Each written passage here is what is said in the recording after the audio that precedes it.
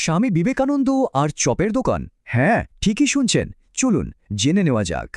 চলুন এই মহান আধ্যাত্মিক গুরুর জীবনের এক অবিশ্বাস্য কিন্তু সত্যি ঘটনাটা শোনা যাক। সেই সময়কার কলকাতা, আর সেখানে সাহেবদের একটা দারুণ বিখ্যাত দোকান ছিল, নাম গ্রেগস। ওদের দোকানের সেরা জিনিসটাই ছিল ফাউল কাটলেট, কিন্তু একটাই বড় সমস্যা ছিল। দাম ছিল একেবারে আকাশ ছোঁয়া। যুবক নরেন আর তার বন্ধুদের নাগালের একদম বাইরে।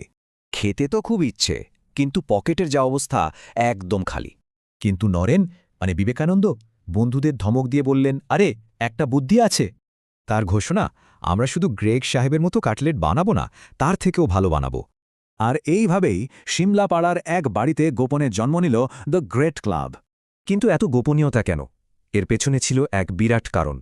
কারণ সেই যুগে হিন্দু বাড়িতে মুরগির মাংস ঢোকানো ভাবাই যেত না, একদম বারণ ছিল।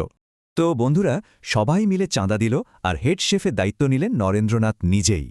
ব্যাস, কোমরে গামছা বেঁধে রান্নাঘরে নেমে পড়লেন নরেন, লড়াইয়ের জন্য একদম তৈরি। আর বন্ধুদের নির্দেশ দিচ্ছেন, এই পেঁয়াজটা মিহি করে কাট, ডিমটা ভালো করে ফেটা। কিছুক্ষণের মধ্যেই গরম গরম চিকেন চপের গন্ধে গোটা ঘর ম করতে লাগল। বন্ধুরা তো এক কামড় দিয়েই অবাক, বলে উঠল, এটা তো গ্রেগ সাহেবের দোকানের থেকেও ভালো।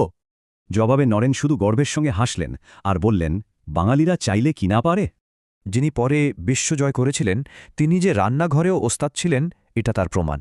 এই গল্পটা শুনলে মনে হয় ইতিহাসের বড় বড় মানুষদের না জানি আরও কত অজানা দিক আছে।